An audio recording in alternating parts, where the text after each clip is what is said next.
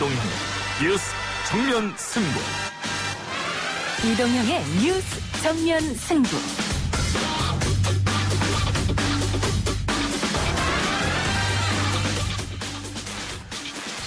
청취자 여러분 안녕하십니까. 이동형입니다. 문재인 대통령이 50조 원 규모로 특단의 비상금융 조치를 결정했습니다. 들어보시죠. 서민 경제의 근간이 되는 중소기업, 소상공인, 자영업자의 도산 위험을 막고 금융 불안을 해소하기 위한 첫 번째 조치를 결정합니다. 50조 원 규모의 특단의 비상금융 조치입니다. 오늘 대통령 주재로 열린 1차 비상경제회의에서 코로나19로 경제적 피해가 예상되는 중소기업, 소상공인, 자영업자를 대상으로 발표한 조치였습니다. 대상자인 소상공인연합회로부터 현장 상황과 더불어 이번 조치에 대한 의견 들어봅니다. 아니 제가 관련이 돼 있다는 뭐 증거가 있습니까? 그러면 피해자가 고소를 하면 될 거 아니겠습니까? 윤석열 검찰총장이 장모 최모 씨의 사문서 위조 혐의 의혹이 제기됐을 때 청문회장에서 했던 말이었습니다. 이 사건의 공소시효가 이달 말 끝나는 것으로 알려졌는데 경찰은 10월로 연장될 가능성을 검토하는 것으로 알려졌습니다. 오늘의 이슈들 모아서 2부 기자 언박싱 코너에서 전해드리겠습니다.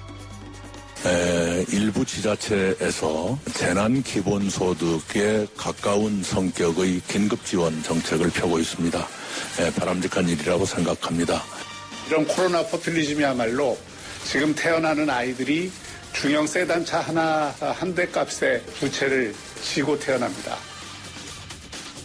재난기본소득에 대해 여야 입장이 다릅니다. 방금 들으신 대로 이낙연 더불어민주당 공동상임선대위원장은 바람직하다고 밝혔고요. 미래통합당 박형준 공동선대위원장은 포퓰리즘이라고 비판했습니다. 4부에서 여야 청년 정치인들의 생각을 들어보겠습니다. 3월 19일 이동희 뉴스 정면 승부 시작합니다.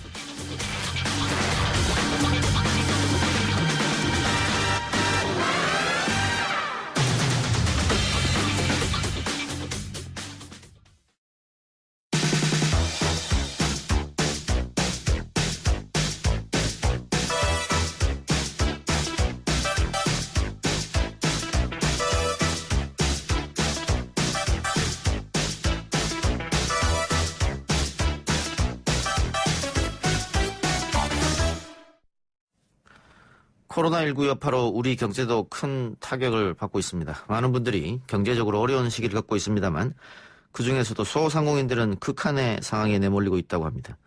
그래서 정부는 오늘 중소기업, 소상공인, 자영업자들의 자금난 해소를 위해서 50조 원 상당의 비상금융조치를 시행하겠다고 밝혔는데요. 현장에서는 이번 대책을 어떻게 받아들이고 있을까요? 소상공인연합회 김임용 회장 직무대행 연결해서 이야기 나눠보도록 하겠습니다. 회장님 나와 계십니까? 예, 안녕하십니까? 예. 자, 회장님은 지금 혹시 어떤 업종에 종사하고 계십니까? 저는 LP가스 판매업을 하고 있습니다. 예. 코로나19 이전과 비교했을 때 어느 정도 매출이 떨어졌나요? 저희 업종도 역시 절반 이상이 떨어졌고요. 예.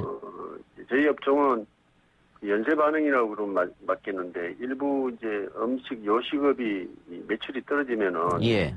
저희도 똑같이 떨어지는 쪽으로 보시면 되겠습니다. 그렇겠죠, 아무래도. 예. 예. 소상공인들이 지금 휴업하시는 것도 있을 테고, 예. 폐업하는 것도 있을 테고, 예. 또 문을 열어놓으면 계속 손해기 때문에, 예. 직원들을 쓰다가 또 되돌려 보내는 분도 계실 테고 하는데, 거의 전반적으로 절반 정도 매출이 떨어졌다고 보면 됩니까? 저희가 지금 소상공인연합회 빅데이터의 조사에 의하면은, 예. 80% 90%는 다 떨어져 있다. 80~90%까지? 예측을 하고 있습니다. 예. 지금 소상공인연합회 사무실 쪽으로도 굉장히 하소연하는 전화가 많이 온다면서요? 예, 그렇습니다. 이 대책을 좀 마련해달라 이런 전화입니까? 답답하니까 이제 전화를 하시는데, 예. 이제 정부 대책에 대한 어떤 비판도 있고요. 예. 대책을 진행하는 과정에서 시간이 이제 너무 많이 걸리니까. 예. 대출 같은 경우는 신청해놓고 2달이 걸린다. 예. 집행률이 10%도 안 된다. 예. 그래서 하루에 3천억을 신청하는데 돈은 적고, 그래서 갑자기 이제 필요한 수요가 밀리다 보니까 그런 현상은 있을 수가 있습니다만은 소상공인의 입장에 봤을 때는 한시가 급하고 뭐 임대료나 고정지출을 이제 내야 되는데 자금 확보를 위해서 대출 신청을 하게 되면은 뭐 이런저런 이유로 거의 대출이 안 되고 연기가 되고 신용 등급에서 안 됩니다 이런 얘기를 하니까 답답하니까 저희한테 전화를 해서 하소연을 하는 편이죠. 예. 어제 청와대 가셔서 문 대통령 만났다면서요? 예, 그렇습니다. 어떤 이야기가 오고 갔습니까? 저희는 뭐 기본적으로 지난 12일 날 저희 소상공 연합회에서 발표한 5가지 요구안이 있습니다. 예. 그 요구안을 말씀을 드렸고요. 예. 그 중에서 이제 하나가 긴급구호 생계비를 지급하자. 예. 일부 지자체에서 화성시 같은 경우에는 작년 대비 매출 10%가 떨어지게 되면은 200만 원씩이 지급하는 걸로 이제 결정이 나지 않았습니까? 예. 그러니까 비슷한 조건으로 저희는 대구 지방은 월 200만 원, 기타 지역은 월 150만 원 긴급 생계비 지원을 요청을 했고요. 이게 예. 이제 3개월 동안 한시적으로 했으면 좋겠다는 그런 걸 달았고요. 또한 총액이 약 12조 원이 됩니다. 예. 그래서 320개 전국 소상공인 법소를 상대로 하기 때문에 월 4조 원이 추가로 예상이 되고요. 그래서 이 긴급구비 요청을 했고 또 그 부가세를 비롯한 모든 세금에 대해서 세제 감면 혜택을 좀 주십사는 그런 말씀도 드렸고요. 예. 또 신용 등급 평가 기준이 너무 타이트하게 돼서 소상공인들이 돈을 받을 수가 없다. 등급에 문제가 생겨서 한 번이라도 이자 연체를 했다거나 이렇게 되면은 조금이라도 대출이 있으면은 이번 대상에서 제외되기 때문에 그런 부분을 좀 완화시켜줬으면 좋겠다는 예. 얘기도 했고요. 또 그 만기 연장과 그다음에 기존 대출에 대한 그 부담도 좀 완화시켜줬으면 좋겠다는 그런 말씀도 예. 드렸습니다. 방금 이야기한 기존 대출에 대한 연장은 오늘 문 대통령이 내놓은 그 대책에 포함된 것 같습니다. 예. 뭐 일단 저는 환영합니다. 예. 그 부분에 대해서. 지금 금리 1.5% 수준의 긴급 경영자금 지원 12조 원 규모 그리고 예. 제2금융권 포함한 모든 금융기관에서 대출원금 만기 연장과 이자 납부 유예 예. 연매출 1억 원 이하 영세 소상공인에게는 5천만 원까지 대출금 전액 보증 이런 내용인데 예. 그 긴급 그 생활지원금은 포함되지 않았습니다만은 그걸 제외하고 다른 것 오늘 나온 대책 어떻게 환영할 수 있다고 볼 수 있을까요? 예. 일단은 뭐 그 중에서 보면은 뭐 만기 연장 같은 것도 그 이자 유예 이런 부분은 환영을 하고요. 이제 대출금이 사실 뭐 1억 원 미만이 지금 그 5천만 원까지 좀 상향이 좀 되지 않았습니까? 이런 부분도 환영을 합니다. 예. 예. 지금 소상공인 특별감면지구 같은 경우에 월 200만 원, 또 월 네. 150만 원, 또 일반 소상공인들은 월 150만 원 이런 방안도 내어놓으셨는데 예. 지금 코로나19로 인해 사람들이 외출을 자제하고 있고 모임도 자제하고 있기 때문에 소상공인들이 더 어려워지는 거 아니겠습니까? 그렇습니다. 예. 그래서 전 국민에게 네. 기본소득 개념으로 혹은 재난기금으로 뭐 50이면 50, 100이면 100 지불하자 이런 이야기가 정치권에서 나오고 있는데 그 부분은 혹시 어떻게 생각하십니까? 그래서 국민들이 돈을 받으면 그걸 써야 될 거 아니겠습니까? 예. 그 부분에 대해서는 또 이제 쿠폰 제도가 지금 요번에 포함이 되어 있습니다. 쿠폰. 예. 저소득층이나 이 아주 낮은 계층에 대해서 예.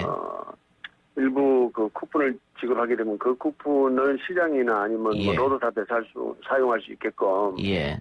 이제 그런 부분이 이제 발표가 됐는데 전 국민에게 지급하는 그런 부분에 대해서는 전 생각해 본 적이 없고요. 저는 소상공인연합회 회장이다 보니까 예. 네, 그래서 우리 그 사업자들이 사실 90% 이상 매출이 지금 떨어져 있거든요. 예. 가택근무, 재택근무나 격리라든가 건물 폐쇄. 예. 그래서 대구 같은 경우에는 지금 문을 닫은 데가 한 80%가 되지 않습니까? 예.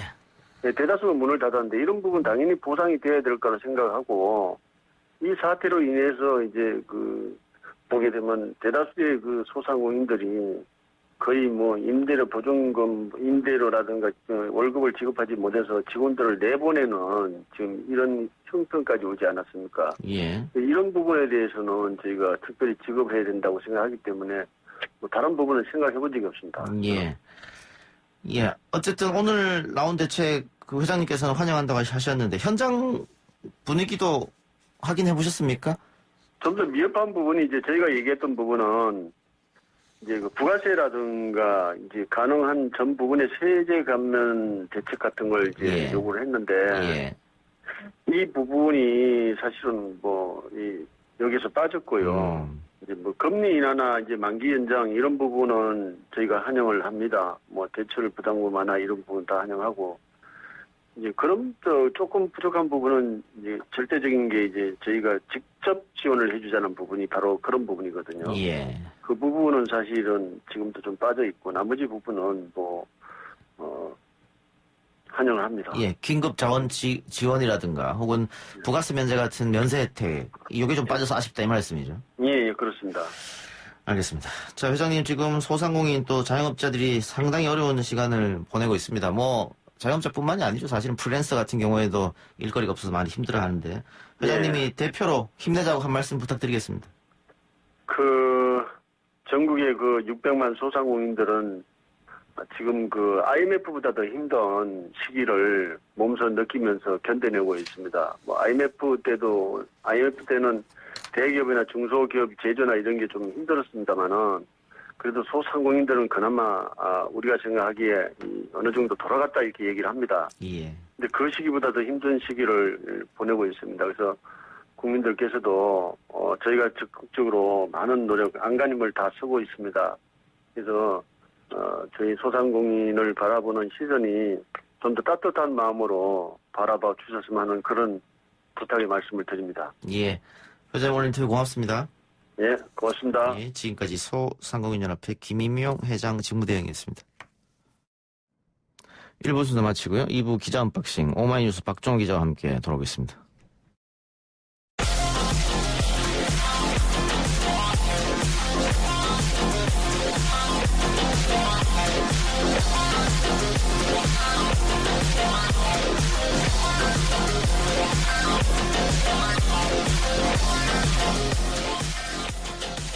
오늘 나온 뉴스들 언박싱해드리는 기자 언박싱. 오늘은 오마이뉴스 박정호 기자 나왔습니다. 어서 오십시오. 네, 안녕하십니까. 자, 코로나19 신규 확진자가 며칠간 계속 두 자릿수에 머물다가 닷새 만에 다시 100명을 넘어섰습니다. 네. 이게 요양병원 집단 감염 때문에 볼 수가 있는데요. 예. 오늘 0시 기준 코로나19 확진자 전날보다 152명 증가해서 총 확진자가 8,565명이 됐습니다. 신규 확진자는 말씀하신 것처럼 14일에는 107명에서 15일에 76명으로 떨어진 이후에 어제까지 연일 두 자릿수를 유지했습니다. 하지만 한사랑 요양병원 같은 대구 지역 요양병원 집단 감염 등이 확인되면서 신규 확진자가 크게 늘고 있습니다. 그러니까 152명 신규 확진자 가운데서 대구에서만 97명의 확진자가 나왔습니다. 경북 12명이었고요. 그 외 지역 신규 확진자는 수도권에서 집중적으로 발생하고 있는데 서울이 12명, 경기가 18명입니다. 이 밖에 울산 6명, 충북 1명, 전북 1명이고 또 검역에서 확인된 신규 확진자는 5명이다. 해외에서 들어오신 분들이죠. 예. 사망자는 93명이고 완치에서 격리에서 해제된 확진자는 407명이 늘어서 총 1,947명이 됐습니다. 예. 완치자 숫자도 가파르게 올라가네요. 그렇습니다. 그러니까 보면 계속 늘어나고 있기 때문에요. 다른 나라들보다는 훨씬 나은 상황입니다. 네. 근데 이제 확진자 수가 떨어져야 될 텐데 이 집단 감염이 생겼기 때문에 네. 좀 안타까운 상황이고 방금 그 해외에서 들어오는 사례가 5명의 확진자 나왔다고 했었지 않습니까? 그렇습니다. 이 지금 해외에서 들어오는 사람들이 점점 늘어날 때 오늘 이란에서 또 네. 들어올 테고 그렇습니다. 이 대책도 아마 보건당국이 세우고 있겠죠. 네, 우선 정부는 오늘 0시부터 전 세계에서 오는 입국자에 대한 특별 입국 절차를 적용해서 방역 강도를 높였습니다. 그러니까 건강 관련된 신고서를 제출하고 또 이 국내에 머물게 되는 곳에 연락처, 주소 이런 걸 적어야 되고요. 또 자가 진단할 수 있는 앱을 또 깔아야 됩니다. 예. 그래서 14일 동안 그걸 정리해가지고 제출해야 되고 이런 게 있는데 다 모든 사람에게 적용하고 하지만 무증상자의 경우에는 걸러낼 방역 장치가 없다는 지적이 계속 나오고 있는데요. 윤태호 중앙사고수본부 방역총괄반장은 오늘 정례 브리핑에서 이렇게 얘기했습니다. 입국자들에 대한 자가격리 의무화를 포함해서 여러 방안들을 논의 중이다. 그러니까 자가격리 조치에 따르는 여러 행정적 지원이 수반돼야 하기 때문에 현재 다각도로 검토하고 있다. 그러니까 계속 이렇게 해외 입국자가 확진이 되면 아예 외국에서 들어오시는 분들을 자가격리하게 하겠다. 뭐 2주 정도 집에 있게 하겠다 이런 건데요. 이 방안이 아마 검토가 돼서 실시가 되지 않을까 이렇게 좀 생각을 해봅니다. 알겠습니다. 어제도 저희가 짚어왔었는데 대구에서 사망한 17세 고교생. 네. 결국은 코로나 음성 판정이 났네요. 그렇습니다. 최종 판정 결과 음성이었는데요. 이 A군이 영남대병원에서 사망 전날까지 받은 12번의 검사에서 줄곧 음성이 나왔습니다. 예. 하지만 사망 당일 시행한 소변과 가래에 대한 검사에서 양성 반응을 보여서 질병관리본부가 검사를 직접 진행했는데요. 그러니까 서울대병원과 연세대 세브란스병원 등 대학병원에서 교차 검사를 실시했습니다. 그 결과 모든 시험기관의 모든 검체 검사에서 코로나19 바이러스가 검출되지 않았다라고 확인이 됐는데 예. 영남대병원의 진단검사에서는 일부 양성검사가 나왔잖아요. 결과가 나왔잖아요. 예. 여기에 대해 방역당국은 실험실 오염과 기술 오류 가능성이 있다라고 추정을 했습니다. 그러니까 검사 원자료를 받아 재판독해보니까 환자 검체가 전혀 들어가 있지 않는 대조군 검체에서도 유전자 증폭 반응이 확인됐다. 이겁니다. 그러니까 오염돼 있었다는 거예요. 대조군 자체가. 그러니까 질본은 오늘 오전 영남대병원에 코로나19 검사를 잠정 중단토록 했고요. 민간 전문가로 구성된 전문가단을 파견해서 실험실 관리를 지원할 방침입니다. 예. 중국 감염병 최고 권위자인 중난산 중국 공정원 원사가 9월쯤 이 백신이 만들어질 것이다. 네. 지금 3월인데. 네, 6개월 정도 더 있어야 되는데요. 그러니까 어제 광저우 코로나19 방역 기자회견에 이 중원사가 참석해서 밝힌 내용입니다. 예. 그러니까 중원사는 코로나19 백신 개발은 가장 근원적인 문제다. 2009년 신종플루가 유행할 당시 백신을 개발하는데 5개월이 넘게 걸렸다라고 예. 얘기를 했고 이어서 미국은 이미 지난 16일 코로나19 백신의 초기 인체 안전 시험에 착수했다라고 발표했다라고 전하면서 중국 역시 백신 개발에서 빠른 진전을 보이고 있다라고 설명을 했습니다. 예. 그러면서 중국의 백신 개발은 미국과 비교해서 크게 차이나지 않을 것이고 대략 9월쯤 인체에 접종할 수 있을 것으로 예상한다고 덧붙였는데 뭐 다른 국가들과 협력을 열심히 하겠다 이렇게 얘기하고 있고 어떤 국가에서 먼저 백신을 개발하든지 전 세계에 백신을 공급하기는 어렵기 때문에 상호 협력이 필요하다라고 강조를 했습니다. 예. 뭐 중국뿐만이 아니고 지금 전 세계에서 그렇습니다. 치료제를 만들기 위해서 노력하고 있으니까요. 네. 예. 예. 또 하나 코로나19 여파로 상당히 문제가 있는 것이 네. 지금 우리 주식시장입니다. 오늘도 8% 이상 폭락했어요. 네. 코스피가 전 거래일보다 8.39% 내린 1457.64로 마감을 했고요. 지수가 장한 때 8% 넘게 급락하자 거래가 일시 중단되는 서킷 브레이커가 발동되기도 했습니다. 예. 그리고 코스닥 지수도 많이 떨어졌죠. 56.79포인트, 11.71%나 내린 428.35로 종료했습니다. 그러니까 뭐 오늘 두 시장에서 서킷 브레이커, 뭐 사이드카 다 발동이 됐죠. 많은 사람들이 특히 뭐 개인 투자자들이 패닉에 빠졌다 이런 얘기 좀 나오고 있고요. 뭐 주변에서도 많이 슬퍼하고 안타까워하고 있습니다. 그렇군요. 네. 시가총액이 1천조 원 선이 붕괴됐다. 네, 그렇습니다. 오늘 코스피 코스닥 시가총액 총 110조 3,310억 원이 증발했는데 지금 외국인들이 10일 거래일째 계속 팔고 있습니다. 한 8조 6천억 정도 팔았고요. 대신 그걸 누가 사고 있냐? 개인 투자자들이 한 7조 4천억 정도 계속 사고 있어요. 개인 투자들은 지금이 바닥이다. 네. 이렇게 생각해서 며칠 계속 사고 있는데 그렇습니다. 계속 떨어지고 있네요. 그러니까 전문가들은 그렇게 얘기하더라고요. 이게 실물 그 위기가 왔기 때문에 실물 위기가 해결이 돼야 이게 주식도 영향을 받아가지고 긍정적으로 가지. 지금은 어떻게든 신흥국에 현금을 빼가지고 주식을 팔아서 현금화 해가지고 달러를 사려고 한다. 달러를 보유하려고 한다. 이런 움직임이 강해서 외국인 투자자들이 좀 들어와야 지수가 좀 올라가지 않을까 판단하고 있고요. 정부가 그래서 금융권이 공동출자의 채권시장 안전펀드를 조성하고 증시안전기금도 마련해서 증시가 회복 때까지 한시적으로 운영하기로 했다고 오늘 밝혔는데요. 구체적인 펀드 조성 방식과 규모 이런 건 다음 주 2차 비상경제회의 때 발표할 예정입니다. 예. 지금 미국 같은 경우에는 한 달에 $1,000씩 네. 우리 돈으로 한 120만 원쯤 되죠. 2달을 풀겠다. 네. 미국 국민들에게. 그렇습니다. 또 일본도 그렇게 하겠다는 것이고 홍콩은 벌써 그렇게 했고 네. 이 이외에 다른 유럽 국가도 돈을 막 풀고 있거든요. 금리는 내리고.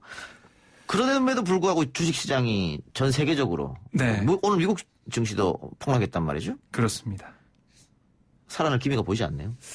예, 그러니까 현금을 받는다고 해도 뭐 그게 이제 앞으로 코로나19가 종식이 돼야 좀 잦아들어야 그 돈을 가지고 뭐 극장을 가든 뭐 식당을 가든 이렇게 쓰는 건데 예. 뭐 돈을 받는다고 해서 그렇게 쓸 수 있는 환경이 아니잖아요, 아예. 그러니까 실물 경기 또 우리 소상공인들 영세 사업자분들 너무 힘들기 때문에 이런 것들이 주식시장에 또 공포 심리에 반영이 돼 있지 않나 생각이 들고요. 이재명 경기지사가 페이스북에 대통령님을 응원합니다라면서 전 국민 재난기본소득 꼭 실현해 주시기를 이런 제목의 글을 올렸어요. 모든 국민을 대상으로 한 모두가 상상하는 이상의 과감한 재난기본소득으로 이 경제기를 돌파해 달라 이렇게 얘기를 했는데요. 이 재난기본소득은 선별 지급이 아니라 반드시 모든 국민에게 동일하게 지급해야 한다라고 강조했습니다. 그 이후로 재난기본소득은 복지정책이 아니라 재난 극복을 위한 핵심 정책이다. 이 점을 꼽았고요. 상위 10% 부자를 제외한 대다수 국민이 위기를 겪고 있다라고 얘기를 했고 선택적 혜택이 조세, 정책정을 불러 사회통합에 역행하는 점을 들어서 모두에게 지급해야 된다라고 얘기하고 있습니다. 또 낙인 효과보다 모두에게 지급하고 그만큼의 세금을 더 걷는 것이 사회통합과 격차 완화에 더 좋다라고 얘기를 하고 있고요. 뭐 이런 여러 가지 서울시도 그렇고 경남도 그렇고 전국에 있는 지자체들에서 계속 이런 얘기 하고 있고요. 뭐 전주시나 서울시 같은 경우는 자체 예산을 통해서 지원을 하려고 하고 있습니다. 여기에 대해 청와대는 아직까지 신중한 모습을 보이고 있습니다. 근데 상황이 점점 어떻게 될지 좀 봐야 될 것 같은데 전문가들은 좀 더 선제적인 대응해야 되지 않냐 이런 얘기 좀 많이 하고 있어요. 결단을 하려면 빠르게 해야 된다 이 말 같고 홍콩 같은 경우에는 모든 홍콩 시민들에게 155만 원입니다. 우리나라 돈으로 155만 원을 지급하기로 했고 미국은 말씀드린 것처럼 모든 국민들에게 250만 원. 그렇습니다. 홍콩은 21세 이상 국민들에게 26만 원. 네. 호주도 지금 650만 명의 연금과 실업고의 수급자에게 1인당 58만 원. 네. 일본도 오늘 보도 나온 거 보면 현금으로 전 국민에게 주겠다라고 하는 거거든요. 그러니까 다른 나라가 지금 선제적으로 이렇게 하고 있는 것은 너무 실물 경제가 안 좋기 때문에 그렇습니다. 현금을 풀어서 돈을 돌게 만들어서 내수 경제를 살리겠다는 의지 아니겠습니까? 그렇습니다. 지금 김경수 지사가 이야기했던 1인당 100만 원. 그 하면 50조 원 정도 됩니다. 네. 근데 오늘 문재인 대통령이 특단의 금융조치해서 풀겠다고 한 돈이 50조거든요. 그렇죠. 그래서 결단을 내리면 못할 건 아니지 않느냐. 또 부채 비율 같으면은 미국 같은 경우에는 뭐 100% 훌쩍 넘어가잖아요. 네네. 근데 우리는 아직 40%이기 때문에 재정 건전성도 있다. 네. 뭐 이런 주장이 계속 나오고 있는데 정부가 어떤 판단을 할지 그리고 정치권은 이거 가지고 또 뭐 아까 얘기한 대로 뭐 포퓰리즘이 아니니 또 싸울 수도 있으니까 네, 만일 판단을 하려면은 빨리 하는 게 좋지 않겠나 그런 전문가들 지적이 있단 말이죠. 네, 그러니까 버틸 수 있는 힘을 주는 거죠. 만약에 이렇게 현금이 없게 되면 뭐 카드 연체라든가 뭐 빚을 못 갚는 일들이 있지 않습니까? 그럼 그게 금융부실로 갑니다. 그럼 나중에 우리가 뭐 전에 많이 봤죠. 금융부실 때문에 공적자금이 뭐 50조, 100조, 뭐 몇백 조 다 들어갑니다. 그걸 막기 위해서라도 먼저 선제적으로 현금 지원에 이런 거 해야 된다. 이런 목소리도 있습니다. 예, 알겠습니다. 경찰이 윤석열 검찰총장 장모 관련 의혹 사건의 공소시효가 당초 알려진 다음 달이 아니고 10월 달이 될 수도 있다라고 했는데 이건 어떤 말입니까? 그러니까 윤 총장의 장모 최 씨, 최 씨는 동업자인 안모 씨와 함께 지난 2013년 경기 성남시 도촌동 땅을 매입하는 과정에서 350억 원대 가짜 은행 예금 잔고 증명서를 내세워서 자금 마련했다 의혹을 받고 있지 않습니까? 최 씨가 이 같은 방법으로 땅을 매입한 다음에 되팔아 차익을 남겼다는 의혹도 제기된 상황인데 최 씨가 작성한 잔고 증명서 4장에 적시된 날짜가 각각 2013년 4월, 6월, 10월로 돼 있습니다. 경찰은 최 씨의 허위 증명서들이 정확히 언제 작성된 건지를 집중적으로 보고 있는데 이게 사문서 위조 혐의가 공소시효 7년이거든요. 예. 그래서 우리가 뭐 2주밖에 안 남았다 이렇게 얘기했지 않습니까? 그러니까 2013년 4월에 이들 문건이 작성됐을 경우에는 공소시효가 뭐 다음 달까지 한정되지만 만약 2013년 10월에 이 문건이 작성됐을 경우에는 이 사건의 공소시효는 약 7개월 뒤, 그러니까 오는 10월이 된다. 이렇게 경찰은 보고 있는 거예요. 예. 그래서 구체적인 수사 상황에 대해서 언급할 수는 없지만 계속 수사를 하고 있고요. 최 씨도 뭐 소환할 것을 좀 검토하고 있다고 합니다. 경찰이 아마 판단해서 공소시효가 남았다고 하면 더 뭐 남아있는 기간 동안 열심히 수사하지 않을까 생각을 하고 있고요. 그리고 의정부 지검이 오늘 이 통장잔고 증명서를 위조했다고 의혹을 받고 있는 장모 최 씨 동업자 안모 씨를 참고인 신분으로 소환했어요. 기자들과 만나서 좀 얘기를 했는데 윤 총장의 장모 최모 씨가 투자를 제의했냐라고 취재진이 묻자 예라고 대답했고 통장 잔고 증명서를 지시한 적이 없냐? 최 씨가 자기 마음대로 한 거냐라고 질문한 예라고 대답했습니다. 근데 이게 앞선 2016년 재판 때 자신이 증명서 위조를 지시했다고, 그러니까 안 씨가 자신이 증명서 위조를 지시했다고 했던 진술과 배치된 거거든요. 당시 법정에서 안 씨는 통장 잔고 증명서 위조를 지시했다고 인정했고 증인을 출석한 최 씨가 통장 잔고 증명서를 위조했지만 고의는 없었다라고 진술했는데 이처럼 양측의 주장이 좀 엇갈리고 있어가지고요. 최 씨의 손저서가 불가피하다라고 보여지고 최 씨의 법정 진술이 위증으로 확인되면 새로운 국면을 맞을 수 있다. 이런 분석도 나오고 있습니다. 예. 정치권 이야기해보죠. 한선교 미래한국당 대표가 사퇴했네요. 네, 전격적으로 사퇴했는데요. 오후에 영등포 당사에서 긴급 기자회견을 열어서 참으로 가소로운 자들에 의해 제 정치 인생 16년 마지막을 정말 당과 국가에 봉사하고 좋은 흔적을 남겨야겠다는 세의 생각은 막혀버리고 말았다라고 얘기를 했습니다. 한 줌도 안 되는 그 야당의 권력을 갖고 그 부패한 권력이 내가 참으로 보여주고 싶었던 개혁을 막아버리고 말았다라고 통합당 지도부를 정면 비판했습니다. 기자들이 가소로운 자들이 황교안 대표를 겨냥한 것이냐라고 묻자 황 대표는 아니다라면서도 다른 이름은 거론하지 않았습니다. 그러면서도 첫 명부에 대해서, 그러니까 비례 명부에 대해서 통합당에서 불만을 표출했고 그러한 불만은 내게 커다란 압력으로 작용하지 않을 수 없었다. 그러니까 통합당 지도부가 여러 경로로 압력을 가했다. 이걸 얘기하는 거죠.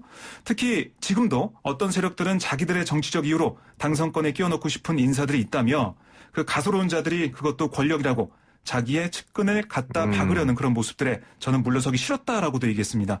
그러니까 압력이 계속 있었고 누군가 이른바 사천을 하려고 노력했다 이거죠. 어쨌든 미래통합당과 네. 뭐 조율이라 그럴까요? 뭐 잘 안 됐고 그렇습니다. 갈등 뭐 이런 것 때문에 사퇴를 한 것 같은데요. 근데 이 와중에 그 SK스토어의 홈쇼핑 방송이 선거법 위반 논란에 휩싸였다는 것은 무슨 말입니까? 예, 그러니까 어제 방송된 건데요. 한 화장지를 판매하는 선거운동 콘셉트의 방송을 내놨습니다. 예. 이게 어떤 내용이냐면 핑크색 옷을 입은 선거운동원들이 화장지를 판매하는 내용이었는데 예. 문제는 핑크색 옷, 그다음에 가격에서 빨간색으로 강조한 숫자가 2였습니다. 예. 그러니까 이게 어떤 당이 떠오르시나요? 미래통합당이 떠오르네요. 그렇죠. 예. 핑크색 옷과 2. 2번. 네. 예. 그래서 업계에서는 선거법 위반 가능성이 있는 거 아니냐 이렇게 좀 보고 있고 특정 정당을 지지하는 것처럼 방송했기 때문이다 이렇게 보고 있는데요. 이에 대해 이 회사 측은 해당 방송은 실수였다라고 밝히고 있습니다. 그러니까 이게 미래통합당은 지난달 17일 출범했는데 제작 당시만 해도 정당색과 기호는 알 수 없었다라고 얘기하고 있어요. 12월에, 그러니까 지난해 12월에 이걸 만들었다고 해요. 예. 그러니까 선거 유세 의도가 있었다는 건 오해다라고 주장하고 있습니다. 예. 그러면서도 다시 한번 방송했단 말이죠. 예. 모니터링 이런 걸 잘 못한 점은 인정한다, 사과한다 이렇게 또 얘기를 했고 이게 방심에 좀 가 있습니다. 민원이 들어와가지고요. 방심위 관계자는 이번 선거법 위반 논란 여부와 관련해 민원이 접수됐다면서 내부 논의를 거쳐 안건에 붙일 예정이다라고 설명하고 있습니다. 예. 그러니까는 이 핑크색 선거운동 옷을 입은 사람들이 선거운동 방식으로 광고를 찍었는데. 그렇습니다. 근데 하필 또 2번이라는 가격에 있어서 2번이라는 숫자를 크게 강조를 했다. 네. 우연치고는 너무 들어맞은 거 아니냐 뭐 이런 지적이 있었던 것 같습니다. 그렇습니다. 그러니까 제작 연도는 작년이지만은 사실 어제 다시 방송됐다는 건 예. 이게 미래통합당이 다 나와 있는 상황이잖아요. 예. 그러니까 이걸 왜 내보냈냐 이런 비판이 있을 것 같고요. 방심위 판단도 주목됩니다. 알겠습니다. 오늘 기자 언박싱 여기까지 듣죠. 수고하셨습니다. 네, 고맙습니다.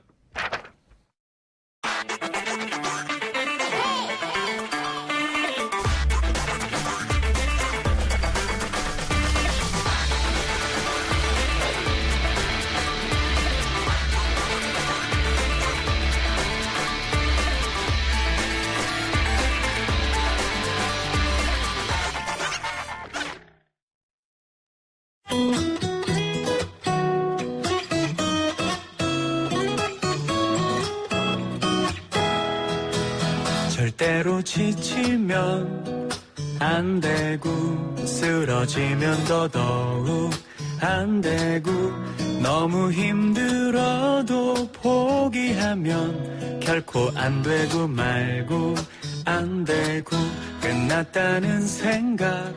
코로나19 국가적 재난사태 속에서도 환자를 돌보는 의료진, 그 의료진을 지원하는 상인들, 또 각자의 자리에서 서로 위로해주고 손잡아주는 수많은 사연들을 우리는 만나고 있습니다. 해시태그 힘내라 대구경북 힘내라 대한민국은 재난 극복에 힘을 다하고 있는 우리 이웃들의 이야기를 전해드립니다. 저희와 인터뷰했던 우리업 종사자 한 분은 이런 말을 했습니다. 기부 차량이 줄 서서 기다린다. 이 기부 대기줄에 노란 리본 스티커가 붙은 구호 물품들이 도착했습니다. 오늘 해시태그 힘내라 대구 경북 힘내라 대한민국에서는 예은아빠 유경근 4.16 세월호 참사 가족협의회 집행위원장 이야기를 들어보겠습니다. 위원장님 나와 계십니까? 네, 안녕하십니까. 네, 오랜만에 인사하겠습니다. 네. 자, 매번 세월호 이야기로 아버님과 만났던 것 같은데 오늘은 도움을 주신 분으로 전화 모셨습니다. 세월호 가족들과 4.16 연대가 모금을 했다면서요? 네, 그렇습니다. 지난 3월 초부터 한 열흘 가까이 모금을 했는데요. 예. 저희가 그 2월 18일 날 대구 지하철 화재 참사 17주기인 날 저희 가족들이 대구에 있었거든요. 예. 예, 그런데 그날 이제 처음 확진자가 나온 날이었는데 그다음부터 너무나 상황이 좀 어려워지는 걸 좀 지켜보면서 예. 특별히 의료진들이 고생을 참 많이 하시고 예. 그리고 그 감염 예방이 좀 취약한 어떤 그 취약계층 분들의 어려운 상황들을 좀 전해받으면서 저희 가족들과 시민들이 같이 좀 모금을 하면서 독자 이렇게 마음을 모았습니다. 예. 이 모금 활동도 하시면서 또 응원과 연대의 메시지도 받으셨다고 하는데 네. 참여한 분들이 어떤 응원 메시지를 주시던가요? 예, 정말 많은 분들이 생각보다 많이 참여해 주셨어요. 저희들은 처음에 그렇게 많이 하실 줄은 몰랐는데, 근데 다들 한결같이 함께 이 코로나 상황을 좀 이겨내자는 그런 뜻을 모아주셨고요. 예. 특히 힘내고, 특히 의료진 분들 힘내서 꼭 이 상황을 이겨내는데 좀 힘을 써달라는 응원도 많이 해주셨고, 특히 이제 감염되시거나 또 감염 위험이 있으신 분들한테 또 역시 응원의 말씀을 많이 보내주셨습니다. 예. 특히 단원고 학생 어머니 두 분은 대구 의료진의 자필 편지와 함께 핸드크림 100개를 선물해서 또 받은 분들이 감동의 눈물을 흘렸다 이런 보도도 본 것 같은데. 네네. 예. 이렇게 하자라고 결정하신 배경은 어디에 있을까요? 예, 아까 말씀드린 대로 그 상황을 좀 같은 국민으로 지켜보는데, 좀 이렇게 대구에 저희 아는 분들이 많이 계시니까 좀 연락을 많이 해봤습니다. 예. 그랬더니 그냥 저희가 표면적으로 아는 것보다 훨씬 더 심각한 상황들이 많았고요. 예. 특별히 의료진들이 뭐 쉬는 시간은 물론 이렇게 드시는 거라든가 이런 것도 굉장히 열악하다는 얘기를 들었었고, 그보다 더 심각했던 것은 장애인분들이나 그다음에 저소득층 분들이나 또는 취약 계층에 있는 그 아동들 이런 분들에 대한 돌봄 서비스가 거의 중단되다시피 했다 이런 얘기를 들었습니다. 그래서 그런 분들이 안 그래도 그 코로나 감염에 좀 취약한 환경에 좀 노출되어 있고, 그리고 다른 분들보다도 뭐 마스크라든가 손소독제라든가 이런 것들을 직접 구입하거나 하시는데 어려움이 많으실 거기 때문에 그런 분들을 좀 집중적으로 지원을 해드리면 조금이라도 도움이 되지 않을까 하는 뜻이 모아졌고요. 이런 뜻을 우리 시민들에게 전했는데 시민분들께서 이제 너무나 이런 기회를 좀 기다리고 있었다 이런 말씀들을 많이 해주시면서 참여를 좀 해주셨죠. 네. 모금 활동하시고 그 모금된 금액을 가지고 방역 물품을 구매하셨습니까? 네, 한 절반 정도는 방역 물품, 그러니까 마스크라든가 손소독제를 좀 대량 구입을 했는데요. 예. 사실은 이제 마스크는 구입하기가 너무나 어렵지 않습니까? 예. 또 공장에서도 마음대로 줄 수 있는 게 아니라서요. 예. 그래서 현재 주문을 해놓고 다음 주 초에 한 10,000장 정도가 대구에 도착을 할 예정입니다. 예. 그리고 이제 나머지는 의료진들에 대한 어떤 지원 물품, 그다음에 취약계층에 대한 생필품 이런 것들을 구입을 해서 전달을 해드렸는데, 그 과정에서 대구에 계신 정말 많은 단체분들이나 복지사분들이나 이런 분들이 도움을 주셔서 아주 원활하게 모든 일들이 잘 진행이 되고 있는 것 같습니다. 예. 그 아버님이 직접 물품을 전달하셨습니까? 아니요, 그러지 못했습니다. 예. 처음에 그렇게 좀 생각을 했었는데 아무래도 그게 좀 예의인 것 같아서 예. 저희 가족들이 좀 몇 명이 내려가서 같이 좀 응원을 해드리려고 그랬는데, 아무래도 이게 직접 만나서 하는 것들이 서로 간에 좀 부담이 된다는 의견들이 있었고요. 예. 그래서 저희들은 이게 물품과 이제 모금액으로만 좀 지원을 해드리고, 현장에서 활동하시는 분들이 대신해서 그런 활동들을 다 해주셨습니다. 예, 이번에 세월호 가족들을 비롯해서 우리 국민들이 자발적으로 가장 큰 피해를 겪고 있는 대구 경북 지역에 손을 내밀어주고 있습니다. 재난과 역경 속에서 크게 피어나는 연대의 힘인데요. 자, 먼저 아픔과 또 연대의 힘을 겪어보셨지 않습니까? 네. 예, 한마디 해주신다면요. 네. 아프고 힘들수록 내 옆에 누가 있다는 것을 느끼게 되면 그것만큼 힘이 되고 또 용기가 솟는 일이 없다는 걸 저희들이 잘 압니다. 예. 그리고 물론 저희가 직접 무언가를 해드리기는 무척 어렵지만 그러나 그 아픔과 또는 외로움을 공감한다는 것만 표하는 것으로도 이겨낼 수 있는 힘이 된다는 걸 너무나 잘 알기 때문에 예. 이번뿐만이 아니라 이후에도 혹시 또 어려움들이 있다고 그러면 같이 하려고 좀 마음을 먹고 있고요. 그러나 어쨌든 이번 코로나 상황은 하루라도 빨리 좀 좋아져서 모든 분들이 건강하게 다시 가족들과 함께 행복하게 좀 생활을 하셨으면 좋겠다는 바람이 있습니다. 예. 또 다른 위기가 온다면 또 그때는 대구 분들이 가장 먼저 또 손을 내밀어 주시겠죠. 최근에 또 부모님 한 분이 또 스스로 극단적 선택을 하셨지 않습니까? 네, 그랬죠. 예. 한 달여 좀 지났습니다. 예, 계속해서 그런 아픈 일이 일어나는데 어떻게 그 트라우마 치료 같은 건 어떻게 계속 받고 계십니까? 어떻겠습니까? 네, 옆에서 도와주시는 분들이 많이 계시고 또 지자체나 정부나 또 많이 도움을 주고 계시긴 하는데요. 예.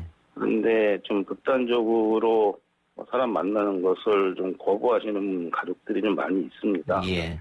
그런 분들한테까지 도움이 가기엔 좀 어려운 상황인데 그럼에도 불구하고 또 여러 가지 또 보완책을 만들어서 저희 가족협의회와 관련된 기관들이 이런 일을 좀 예방하기 위해서 좀 활동을 시작을 또 새롭게 하고 있습니다. 그러나 제일 중요한 것은 저희들이 가장 알고 싶어하는 그 세월호 참사의 진실 그것이 밝혀지게 되면 그럼 이런 상황들은 많이 좀 좋아지지 그렇겠죠. 않을까 생각합니다. 알겠습니다. 아버님 오늘 TV 고맙습니다. 네, 감사합니다. 예, 지금까지 4.16 세월호 참사 가족협의회 유경근 집행위원장이었습니다. 뉴스 듣고 옵니다. 글쎄 안 들려 들을 뉴스 없어 아무 뉴스도 귀에 들어오지 않아 듣고 또 들어도 들을 뉴스 없어 만든 게 2%야 이동영의 뉴스 정면 승부.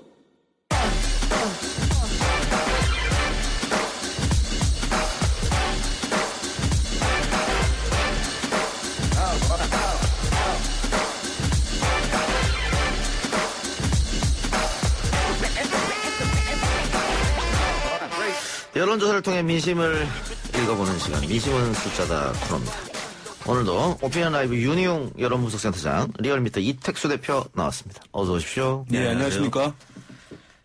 여야 거대 양당이 결국은 비례대표 정당이 모두 참여하게 됐습니다. 네.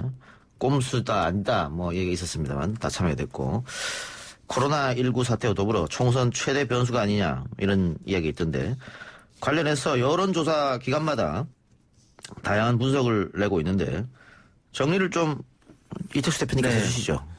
최근에 이제 뉴스원이 엠브레인 퍼블릭에 지난 3월 13일에 의뢰한 조사입니다. 만 18세 이상 남녀 1,005명을 대상으로 조사를 했고요. 응답률은 24%, 무선 전화번호, 휴대전화 가상번호, 무작위 추출 조사입니다. 표본오차는 95%, 신뢰 수준에서 플러스 마이너스 3.1%포인트였는데요. 이 조사에 따르면 그 비례 47석을 어떻게 가져가는지 시뮬레이션을 해봤는데 미래한국당이 15석으로 가장 많이 가져가는 걸로 나왔고요. 그다음에 거의 비슷한 수준입니다. 한 석 차이입니다. 민주당의 비례연합정당이 14석으로 나타났고요. 그 다음이 정의당이 7석, 그다음에 열린민주당이 6석, 국민의당이 5석 순으로 나타났습니다. 저희 리얼미터가 조사한 결과를 보면은요. TBS 의뢰로 지난 3월 16일부터 18일 3일간 전국 18세 이상 유권자 1,501명을 대상으로 조사한 거고요. 무선 전화 면접 및 유무선 자동응답 혼용 방식이었습니다. 응답률은 6.1%, 표본 오차는 95% 신뢰 수준에서 플러스 마이너스 2.5%포인트였는데요. 비례연합정당이 37.8%, 민주당 비례연합정당입니다. 예. 리얼미터는 이번 주까지는 열린민주당이 다 포함된 정치개혁연합까지 다 포함된 그런 설문 구조였고요. 여기서 37.8%로 나타났고 미래한국당이 30.7%, 국민의당이 5.7%, 정의당 5.3%, 친박신당 2.2, 민생당 1.8, 공화당 1.3 이런 순이었는데 저희가 이제 과거에 조사한 결과를 보면은 비례연합정당이 방금 38% 정도로 소개를 해드렸는데 이게 이제 열린민주당이랑 분리가 됐을 경우에는 대략 30%대 한 8%로 이렇게 나뉘어서 결과가 나온 적이 있는데요. 이걸 가정한다라고 하면은 리얼미터 조사에서도 대략 비슷합니다. 민주당이 참여하는 비례연합정당이 한 대략 15석 정도, 또 미래한국당도 15석 정도, 그 다음에 열린민주당이 한 6석 이상 될 것 같고요. 그다음에 국민의당, 정의당도 한 6석 이상 될 것 같습니다. 나머지 친박신당, 또 자유공화당, 민생당 다 한 석 정도씩 가져가는 걸로 시뮬레이션 결과가 나왔습니다. 예. 뭐 3% 이하면은 의석을 갖고 가지 못하니까요. 네네. 예. 근데 이제 무당층을 제외하고 모집단으로 해서 이제 재계산을 하는 것이기 때문에 실제 지지율과는 다른 결과가 나올 수 있습니다. 근데 지금 엠브레인 퍼블릭 조사로 따지면 어쨌든 진보 계열이 27석, 보수 계열이 20석, 47석 가운데 그렇게 나오는 거고 리얼미터 조사도 비슷하게 지금 나오고 있는 것 같거든요. 네네 그렇습니다. 그거는 뭐 지금 이제 많이 확인하시는 일반적인 정당 지지율 그 구도를 보시면은 이제 이 흐름이 이해되실 텐데요. 어쨌든 이제 탄핵 이후에 아직 보수 정당의 보수층을 충분하게 이제 포섭하거나 이제 지지층으로 가져가는 것들이 아직까지 완전히 회복된 상황이 아니거든요. 예. 이제 그래서 지금은 진보 정당을 지지하는 지지율의 비율이 보수 정당을 지지하는 비율보다는 이제 훨씬 더 많은 상황이기 때문에 비례 정당 투표에서도 지금 예상하는 것에서도 그러한 흐름은 일단 이어지고 있는 상황이라고 할 수 있죠. 자, 리얼미터는 아마 열린민주는 다음 주부터 그러면 다음 주부터 따로 이제 저희가 오마이뉴스로 아마 지난주인가요? 한 열흘 전쯤에 조사한 거에는 포함이 돼 있었고요. 근데 이제 다 합친다는 소식이 있어서 저희가 이번 주에는 합쳐서 조사를 했는데 이제 따로 가는 것이 이제 확정이 됐기 때문에 다음 주부터는 월요일부터는 저희가 분리해서 조사를 합니다. 예. 그럼 다음 주 조사는 이제 후보군들이 명확하게 결정된 뒤에 조사하지 않습니까? 그렇습니다. 그러면은 이 민주당 지지층들이 더불어시민당과 열린민주당으로 나눠서 아마 지지를 하겠죠. 그렇죠. 네. 이렇게 일단 뭐 더불어시민당이 사실 이제 민주당에서 뭐 비례의원들이 후보들이 가는 것이니까 아마 이제 거기가 월등히 이제 많긴 할 텐데요. 열린민주당 그러니까 정봉주, 손혜원, 정봉주 전 의원, 손혜원 의원 등이 이제 주도하는 열린민주당이라고 이제 있는 상황이잖아요.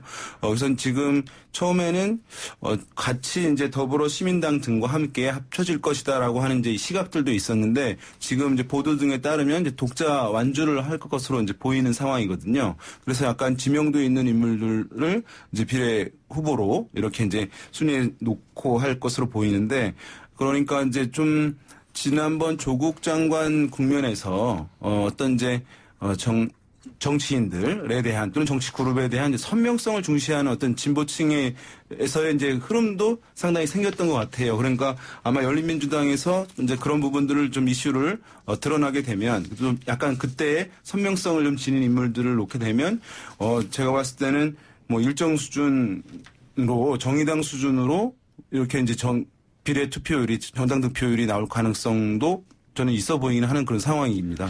열린민주당의 등장이 정의당의 표를 갉아먹을 수 있을까요? 정의당은 제가 봤을 때는 이념적인 스펙트럼상 민주당보다는 이제 왼쪽에 있다고 보여지고 열린민주당은 그 민주당의 표를 제로섬 게임처럼 나눠 먹는 뭐 그런 아니 그거는 맞는데 될 것 같은데요. 제가 질문 드리는 네네. 것은 과거의 민주당 지지층 중에서 지역구는 민주당 네. 비례는 정의당을 찍어줬던 사람도 있단 말이죠. 네네. 그 사람들이 이번에는 정의당을 찍지 않고 열린민주로 갈 가능성이 있지 않겠느냐 그 질문이었습니다. 이게 네. 지금 이제 이렇게 보면 될 것 같아요. 그러니까 진보 진영에서 열린민주당이라고 하는 이제 별도 비례정당이 생길 경우에는 예. 더불어 시민당 등 민주당이 주도하는 비례위성 정당으로 가는 정당 득표율이 줄어들잖아요. 예. 그러면 민주당 지지자들이 과거처럼 제가 표현하는 말로는 쌀독에서 인심이 나는 이런 행태로 하면 보이면서 경향을 보이면서 정의당에 투표 주는 것들이 상당히 이제 너그럽게 나타났었는데 지금 열린민주당으로 의석이 좀 빠지게 되고 그러면서 약간 위기감이 되면서 정의당에 주던 그런 여유들이 없어지면서 더불어 시민당 등으로 갈 가능성이 있거든요. 그래서 과거처럼 정의당이 상당히 이제 이 분산 투표 또는 진보정의 전략 투표, 분리 투표로 인한 수혜가 지금 정의당에서는 이제 원내 교섭단체를 꾸리는 것을 목표로 하고 있는데 그 수준 가기가 쉽지는 않아 보이는 그런 이제 구도가 돼 있는 상황이라고 할 수 있습니다. 예. 선택지가 많으니까 여러 선택지 중에 하나가 되는 것이니까 정의당 입장에서는 뭐 불리한 건 분명히 보입니다. 예. 민주당이 이 위성정당을 만든다 혹은 뭐 비례연합에 참여한다라고 할 때 당내에서도 반발이 조금 있었습니다. 근데 이 당내 반발은 그렇게 될 경우에 중도층이 외면할 수 있다. 혹은 지역구에서 또 흔들릴 수가 있다. 이런 얘기를 했는데 그건 어떻게 보세요? 지금 결국은 만들었는데. 제가 말씀드리면 그 중도층이 이탈할 것이다. 민주당이 비례위성 정당을 만들면 이런 논의들이 이제 뭐 언론이라든가 이제 지적들이 많이 있었는데 실제 그 부분은 엄밀한 이제 예측은 아닙니다. 왜냐하면 지난번 총선에서는 중간지대의 정당으로서 지역구에도 후보를 내는 국민의당이 이제 존재를 했습니다. 그렇기 때문에 만약에 그런 구도가 갖춰져 있다고 한다면 중도 정당으로의 이제 이탈이 일정 부분 있었을 가능성이 있는데 지금은 그 국민의당이 여전히 이제 있습니다만은 과거보다 상당히 세가 약해져 있는 상황이고 거기다 지역구에서는 후보를 내지 않는 상황이거든요. 그리고 어떻게 보면 약간 보수 색채가 이제 강화되어 있는 상황이기 때문에 중간층에서 중도층들이 이탈을 할 선택지가 사실은 없는 상황이에요. 오히려 이제 왼쪽 아까 말씀하신 대로 정의당이라든가 열린민주당 등은 중도가 아니라 왼쪽에 사실은 있는 정당들에 가깝거든요. 그런 면에서 봤을 때 중도층이 이탈할 것이다. 이걸로 인해서라고 하는 이제 전망 내지는 지적은 약간 엄밀하지는 못한 것으로 저는 생각됩니다. 정당 지지율이라든지 아니 비례정당 투표 지지율에는 영향을 크게 미치는 것 같지 않은데 개별 이제 지역구에서는 정의당 후보들이 완주할 가능성이 더 커지는 것이기 때문에 그렇죠. 그래서 지역구에는 뭐 일부 의석 변화에 영향을 미칠 수 있다. 뭐 초접전 지역구 같은 경우는. 네, 그렇습니다. 그래서 민주당 특히 수도권 후보들 의원들이 지금 이 부분을 염려하는 것이거든요. 그 부분은 뭐 전혀 가능성이 없다고 배제할 수 없는 거죠. 예. 이게 저희 지금 게시판에서도 이번 조사에서 왜 열린민주당을 넣지 않았냐 계속 넣지 않은 게 아니라 비례연합정당엔 열린민주당까지 다 포함이 된 거죠. 이제 다음 주에 분리를 이제 다음 주부터 분리한다는데 오해 없으시길 바라고요. 자, 근데 처음에 이 비례정당을 만든다고 했을 때 미래한국당 쪽은 아주 부드럽게 공천 과정이 진행될 것이다. 미래통합당하고 다 이야기 된 거기 때문에. 그리고 민주당이 좀 시끄러울 것이다 이랬는데 지금 보면은 오히려 미래한국당 공천이 상당히 갈등으로 번지고 있습니다. 그만큼 미래한국당이 의석을 많이 가져갈 것이다라는 전망들이 초반에 많이 나왔고 지금도 최소 15석 이상 한 20석 가까이 혹은 20석 넘을 수도 있죠. 그렇기 때문에 20번 안에 들어가야 되는 뭐 그런 상황이 됐었는데 지금 황교안 대표나 이제 미래통합당에서 영입한 인사들이 20번 안에 처음에 한 명도 없었고요. 또 4-5명은 수정할 수 있다 해서 수정안을 붙였는데 또 오늘 오후에 부결이 됐습니다. 그래서 결국에는 한성교 대표가 물러났고 지금 원유철 의원이 미래통합당을 탈당하고 이제 미래한국당으로 입당을 한 거 보면 차기 당대표 가능성이 있는 것 같습니다. 그래서 새로 판을 짜보고 만약에 그래도 여의치 않다면 또 다른 위성정당 얘기가 나올 수 있다고 봅니다. 또 다른 위성정당 얘기가 시간이 가능할까요? 아직까지는 가능하다고 봅니다. 이제 황교안 대표의 당의 장악력 이게 사실 지금 충분치 않기 때문에 이런 현상들 벌어진다고 보여요. 예. 뭐 비례위성정당이 사실은 별도의 법상 정당이긴 하지만 어쨌든 그 만들어지는 기획부터 실행부터 사실은 통합당에 의해서 이루어진 것이니까 사실상 그 말을 뭐 따라주는 것이 일반적으로 이제 순리이긴 한 상황인데 지난번에 김영우 전 공관위원장도 사퇴를 하고 김종인 비대위원장 이제 그 전 비대위원장을 어쨌든 선대위원장으로 데려오려고 했지만 거부를 하고 하면서 황교안 대표가 어떤 당에 대한 장악력이라든가 그런 리더십이 충분히 행사되지 못하는 상황이 미래한국당 위성정당인데 불구하고 통합당과 전혀 이제 교감하지 않고 그 의견을 수용하지 않는 이런 이제 모양새로 전개되고 있다 이렇게 보입니다. 예. 미래통합당과 미래한국당의 공천 갈등으로 인해서 국민의당이 반사 이익을 얻을 가능성은 어떻게 보십니까? 있죠.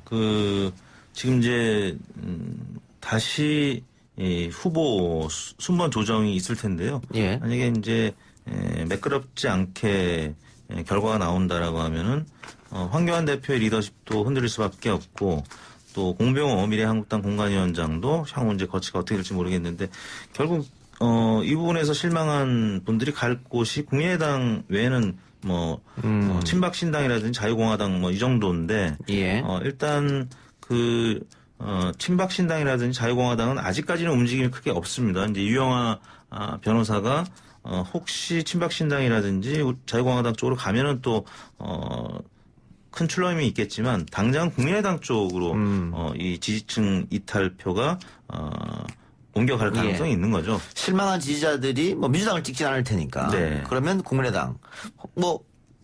그러면 비례는 기권 이럴 가능성도 있습니까? 너무 공천 갈등이 심해지면? 비례를 기권까지는 안 하겠죠. 어떻게든 이제 투표장에 가는 사람들은 지역구 찍고 비례를 국민의당 혹은 자유공화당, 친박신당 날아가질 수 있겠다. 네네. 예.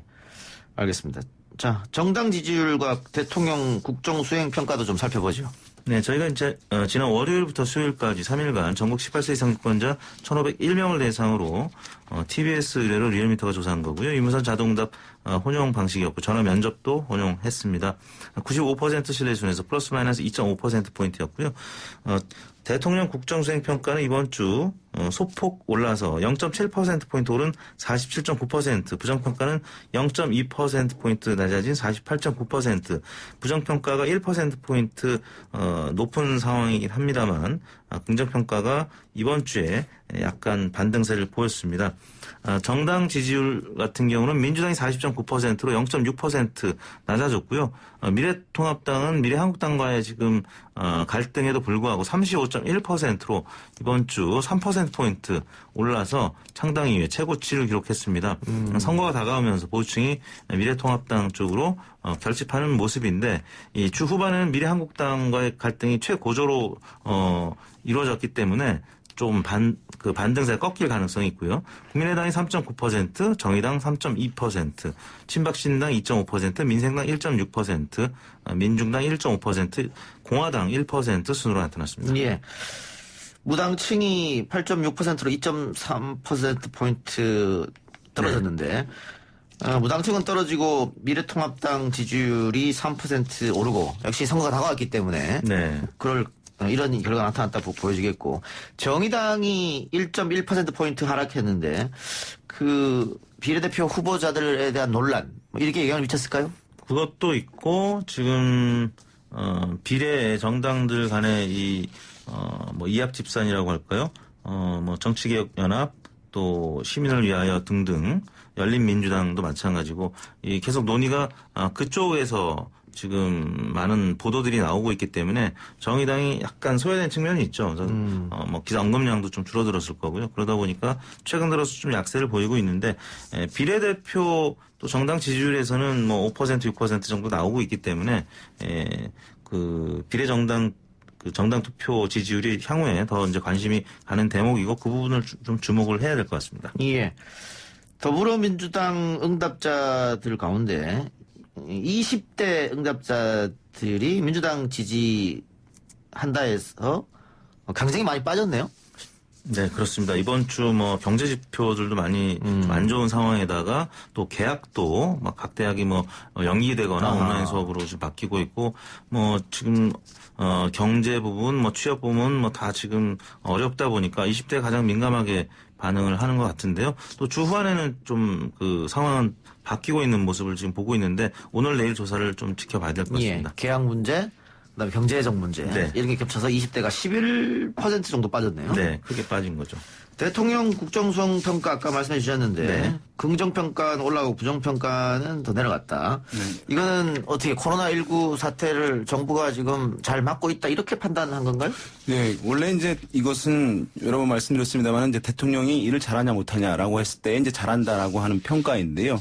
대개 과거의 어느 시점을 기준으로 해서 사람들이 평가를 주로 하는 편입니다. 그러니까 정권 초반에는 이제 이전 정부랑 비교해서 또는 이제 그 후반에는 정권 초반과 비교해서 이제 이렇게 얘기를 하게 되는 것인데 지금 같은 경우는 상당히 이제 이례적으로 어느 과거의 시점과 비교해 봤을 때 상대적으로 잘한다 못한다라기보다는 외국과 비교해서 평가하는 기류가 좀 발생한 것 같아요. 예. 그러니까 외신을 통해서 한국의 이 코로나19 대응이 상당히 모범적이다라고 하는 보도들이 어쨌든 상당히 많이 이제 쏟아져 나왔었거든요. 그것도 예. 이제 국내에 많이 알려지게 되면서 국민들이 이제 외국에 비해서 잘한다고 하는 외국에서 평가가 들어오는 것이니까 이것을 못한다라고 비판만 할 수는 없는 것이구나라고 하는 인식이 일정 정도 형성이 되면서 어떤 마스크 부족에 대한 불만들이 있음에도 불구하고 하락하지 않고 뭐 소폭 상승하는 이런 흐름으로 지금 이어지고 있다 이렇게 볼 수 있겠습니다. 예. 이념적으로는 진보층에서 79.5%에서 지난주 이번 주 82%로 상승했고 대통령에 대한 긍정평가가 중도층에서는 40.1%에서 44.3 4.2%포인트 상승했습니다. 진보층에서 상승한 것은 이해가 가는 측면이 있는데 중도층에서 4.2%포인트나 올라간 이유는 어디에 있을까요? 방금 언급하셨지만 이제 외신의 보도들 그리고 지금 뭐 이탈리아, 스페인 등이 이제 한국보다 확진자 수, 사망자 수가 지금 많아지고 있고 그러다 보니까 뭐 미국에서도 이제 드라이브스루 검진 방식도 도입해야 된다라는 평가, 또 강경화 장관의 BBC 인터뷰가 그 지역 영국 국민들한테 또 좋은 반응을 얻어냈다. 물론 이제 반대의 뭐 댓글들도 많이 있긴 합니다만 그런 평가들 때문에 중도층이 좀 오른 것 같고요. 또 뭐 문재인 대통령이 대구 경북도 특별 재난 지역 선포도 했고 그 비상금융조치 뭐 이런 시행 예고가 있었기 때문에 오늘 이제 발표를 했는데요. 아무튼 그런 부분들이 좀 기대 심리 때문인지 중도층에서의 지지율 상승을 이끈 것 같습니다. 예. 그런데 지금 며칠 동안 주식이 대폭 폭락했거든요. 네. 이렇게 되면은 다음번 조사 때 그 대통령 지지율이나 여당 지지율은 영향을 끼치지 않을까요? 그렇죠. 이제 우리나라 주식 인구 뭐 상당히 많거든요. 예. 그래서 이제 과거에도 보면은 주가가 이제 하락할 경우, 대폭락할 경우에 그것이 이제 대통령 국정 수행에 대한 평가에도 부정적으로 영향을 미치는 현상들이 과거에도 많이 있어 왔습니다. 왜냐하면 바로 재산적 손실이 발생을 하는 것이기 때문에 다른 여러 상황에서 잘한다 하더라도 실제 나한테 피해가 발생했기 때문에 이제 그런 불만들, 부정적 정서가 표출될 수밖에 없는 것이기 때문에 정부에서도 이제 지금 뭐 이렇게 재원을 쏟아붓는 이유가 실제적으로 그것을 당장 그 돈이 필요한 사람들한테 뭐 필요한 것을 지원한다는 의미보다는 그것을 통해서 소비를 활성화하고 그래서 경기를 다시 좀 이제 활성화시키고자 하는 의도가 사실은 더 큰 것으로 보여요. 그러니까 그 주가 하락 등 이제 경기 침체에 대해서 정부가 상당히 좀 위기감을 이제 갖고 있는 것으로 보이고 그래서 뭐 지금 이제 지자체 차원에서 재난 기본소득 뭐 이런 것들도 이제 하고 있는 상황인데요. 이것이 이제 확산됨으로써 이제 경기 하강이라든가 주가 침체 등을 어느 정도 좀 막을 수 있을지, 또 과감한 이제 재정 지원 정책들이 정부에서 앞으로 얼마나 실효성을 거두는지 여부에 따라서 대통령 국정수행 평가에 지금 이제 변화 여지는 이제 여전히 남아 있는 상황이다 이렇게 보겠습니다. 민주당과 미래통합당 지지율 격차가 5.8%포인트로 좁혀졌는데 이거는 지금까지 조사한 것 중에 가장 작은 숫자입니까? 그렇습니다. 뭐 일부 조사에서는 그 어느 정당을 지지하겠는지 물어봤을 때 지역구 후보에서 근데 미래통합당의 앞선 조사도 어제 뭐 보도가 됐었습니다. 근데 지금 이제 그 여러 여론조사 결과들을 종합해 봤을 때 선거가 다가오면서 그동안에 얘기하지 않았던 샤이 보수 표심들이 조금씩 드러나고 있다. 조사 방법적인 면에서 봤을 때는 전화 면접 조사보다 ARS 조사에서 조금 더 그런 경향성이 먼저 선제적으로 나타나는데 그런 현상이 이제 선거가 이제 한 달 이제 안쪽으로 이제 들어가다 보니까 지금 통합당의 지지율이 올라가고 있는데요. 뭐 그렇지만 여전히 전화 면접 조사에서는 일부 지역구 어제 이제 그 이수진, 나경원 후보가 있는 동작 지역구에서 또 격차 큰 것으로 나오기도 했거든요. 예. 그래서 뭐 아직까지는 그 샤이 보수가 완전히 드러나진 않았지만 조금씩 샤이 보수 표심들이 이제 여론조사에서 나오기 시작했다 이렇게 봐야 될 것 같습니다. 예, 알겠습니다. 또 하나 조사를 한 게 네. 코로나19 관련해서 언론 보도 신뢰 조사를 했네요. 네, 그렇습니다. 저희가 3월 18일 TBS 의뢰로 리얼미터가 조사했고요. 전국 18세 이상 성인 남녀 500명이었고요. 조사 방법은 같았습니다. 표본 오차는 95% 신뢰 수준에서 플러스 마이너스 4.4%포인트였는데요. 코로나 바이러스 감염증 19 관련 언론 보도에 대한 신뢰도 평가를 했는데 신뢰한다고 응답한 사람이 48.3%, 신뢰하지 않는다라고 한 응답이 49.3%, 1%포인트 신뢰하지 않는다라는 의견, 부정적인 의견이 높긴 했는데 거의 팽팽하게 나타났습니다. 뭐 이 정도 결과면은 뭐 어느 응답이 더 우세하다고 얘기하기 어려운 상황인데요. 계층별로 보면은 지정당별로는 민주당 지지층이 신뢰하지 않는다라고 이제 부정적으로 평가했습니다. 지금 문재인 정부 또 질병관리본부가 열심히 하고 있는데 외신들의 평가는 좋은데 왜 국내에서는 이 부정적인 평가들이 이렇게 많은지 보도가 많은지 이런 불만들이 민주당 지지층, 진보층 또 민주당의 주로 지지하는 40대 또 서울 뭐 이런 쪽에서 불신 의견이 많았고요. 예. 또 대구 영북에서도 또 많았습니다. 대구 영북에서는 이제 보수적인 성향의 유권자들이 계시니까 또 진보 언론을 또 비판하는 경향성도 있을 것 같습니다. 그리고 이제 신뢰한다는 응답은 문재인 대통령의 지지층인 호남 지역 또 이제 수도권에서 경기, 인천 연령대별로는 20대 또 무당층에서 상대적으로 높게 나타났습니다. 예. 신뢰한다와 신뢰하지 않는다고 팽팽하게 맞섰는데 팽팽하게 맞선 것 자체로 우리 언론은 좀 반성해야 되는 거 아닙니까? 국민들한테 이 정도밖에 신뢰를 못 줬다면. 많은 이제 여러 기관들과 같이 언론을 포함해가지고 신뢰도 조사를 하게 되면 지금 뭐 검찰이나 사법 불신도 큰데요. 언론이 가장 낮게 나오는 조사들이 많이 최근에 있었던 상황이기 때문에 불신도 상당히 크고 사실 이제 방금 이제 이 나온 조사 결과도 이제 엄밀히 더 보게 되면 이제 지금 자기가 보고 있는 뭐 미디어가 보수 성향의 미디어인지 진보 성향의 미디어인지라고 같이 좀 문항 여유가 있었다면 물어봤으면 좀 더 엄밀하게 했을 텐데 그러면 더 이제 어떤 타겟 자기가 불만을 갖고 있는 언론들을 더 크게 사실은 응답했을 가능성이 있어 보여요. 근데 지금은 이제 신뢰하는 언론도 있는 것이니까 팽팽하게 나왔지만 구분해서 만약에 보도를 했다. 그래서 부정적 보도하는 것, 긍정적 보도하는 것을 어떻게 생각하느냐라고 물었으면은 아마 더 불신에 가까운 흐름들이 높아졌을 가능성도 있어 보입니다. 예. 자, 그러면은 우리 아까 앞에 했던 비례 정당 이야기를 다시 한번 좀 해보죠. 아무래도 코로나19와 함께 그것이 가장 변수가 되지 않겠느냐 이렇게 보여가지고 그 얘기를 좀 다시 할 텐데요. 지금 민주당은 후보가 25번까지 나온 상태지 않습니까? 나왔고 연합 더불어시민당을 만들어서 소수정당을 앞에 순번에 놓고 자신들은 뒤쪽으로 가겠다는 보관이죠. 보관인데 그 처음에는 한 7석 정도만 우리가 하겠다. 근데 그거는 정의당, 민생당 다 참여했을 때 보관이었잖아요. 네. 근데 지금 소수정당 3개, 4개 정당이랑 하기 때문에 민주당이 지금도 7개만 가져가겠다. 그렇게 나오진 않을 것 같은데요.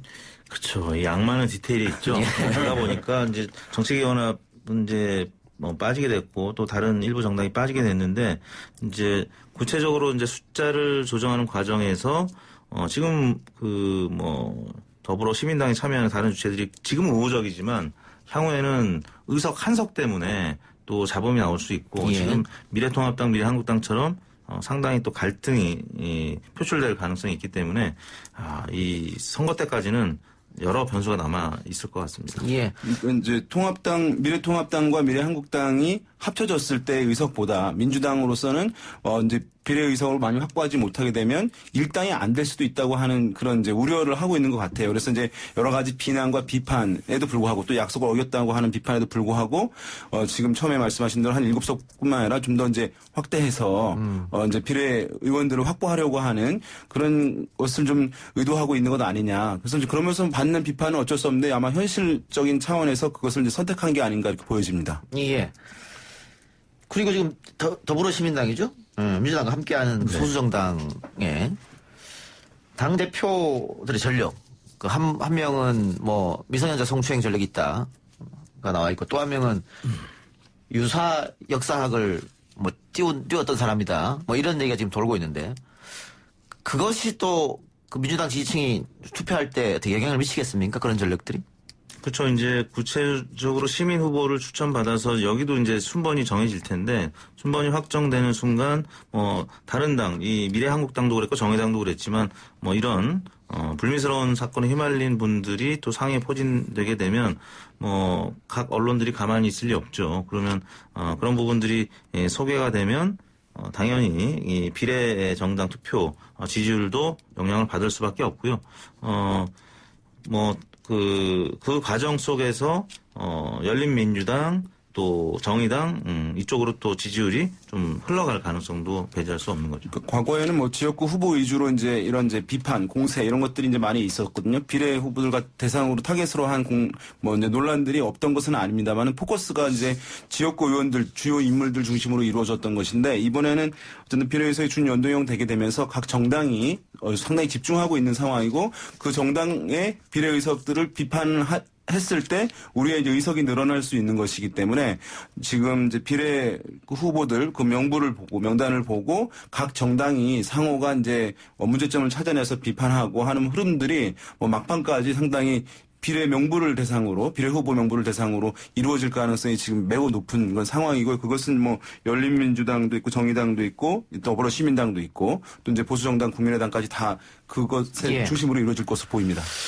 근데 제가 좀 이해가 안 되는 부분이 있어서 아까 이택수 대표가 네네. 더불어시민당도 후보를 추천받는다 이렇게 말씀하셨잖아요. 네네. 근데 원래 플랫폼 정당을 좀 표방했고 네. 그리고 지금 민주당에서 1번부터 25번까지가 있는데 네. 여기 또 다시 받겠다고 후보를? 이제 다른 이제 주체들이겠죠. 시민을 위하여 등 이제 다른 주체들은 아무튼 시민 후보 추천을 이제 받아야 되는 것이기 때문에 이번 주 토요일까지 받는다고 이제 보도가 나온 것 같은데요. 본격적인 후보 선정 작업 이제 순번도 이제 결정을 해야 되는데 만약에 이제 그 당선 가능성 안쪽에 이 각 당이 원하는 또 주요 인물들이 포진되지 못하거나 아니면 이제 상위에 포진된 의원들의 불미스러운 전력들 이런 것들이 있으면 좀 사태가 미래한국당처럼 좀 부정적으로 갈 가능성이 있다는 거죠. 예. 사부 장경태, 이준석 두 젊은 청년 모시고 토론을 해야 되는데 두 사람 다 지금 안 나타나기 때문에 지금 계속 제가 시간을 끌고 있습니다. 네, 하나만 더 그럼 묻고, 도착했네요. 하나만 더 묻고 마칩시다. 민주당 후보들은 어쨌든 정해졌고, 열린민주 후보는 아마 이번 주로 결정될 텐데, 그것을 보고 민주당 지지층들이 최종 마음을 결정할 확률은 상당히 높은 거죠. 미리 정해놓고, 넌 어디를 찍겠다 하진 않을 거 아닙니까? 그런 분들도 물론 계시겠지만. 네. 그렇죠. 워낙 이제 당에 대한 충성이 있는 분들은 뭐 그런 것을 신경 쓰지 않는 분들이 있겠습니다만은 지금 이제 열린민주당도 사실은 이제 민주당과 어떤 가치라든가 지향성 상당히 이제 인물들, 같이 참여했던 인물들 있는 것이기 때문에 제가 봤을 때는 어쨌든, 아까도 잠깐 말씀드렸습니다만 조국 전 장관 국면에서의 어쨌든 그런 흐름들이 상당히 어쨌든 부각하는 모양새로 갈 가능성이 있지 않겠는가. 그러면은 어쨌든 그때 이제 진보 진영에서 또는 민주당의 이제 지지층 중에서, 그 열린민주당의 그런 선명성에 대해서 선호하는 흐름들이 있을 가능성이 있는 것인데요. 그것들이 어쨌든 민주당의 예상 의석들을 줄이는 방향으로 또 나타날 수 있는 것이기 때문에 뭐 미묘한 갈등이 정해질 가능성이 있어 보입니다. 알겠습니다. 두 분 말씀 오늘 여기까지 듣겠습니다. 수고하셨습니다. 네, 감사합니다.